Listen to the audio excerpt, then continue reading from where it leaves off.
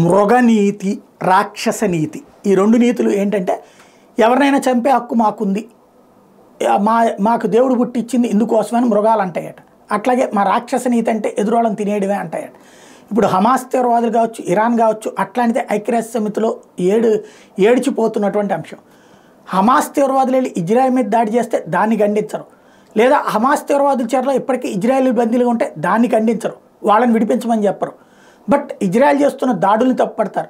అలాగే ఇప్పుడు తాజాగా ప్రపంచ వాణిజ్య నౌకల మీద హౌతీలు చేస్తున్నటువంటి దాడిని గురించి ఐక్యరాజ్య సమితి ఖండించదు, లేకపోతే దాన్ని ఆపమని చెప్పి వచ్చిన సూచన చేసి ఊరుకుంటుంది. అంతేగాని ప్రపంచ దేశాలని కలిపి యుద్ధం చేయాలని చెప్పదు.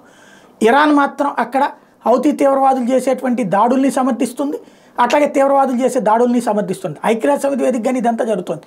మరి ప్రపంచ దేశాలకి తెలివి తక్కువ దద్దమ్మలా, లేకపోతే కనుక తీవ్రవాదులకి ఏమైనా ప్రపంచాన్ని అప్పచెప్పేస్తారో అర్థం కాని పని.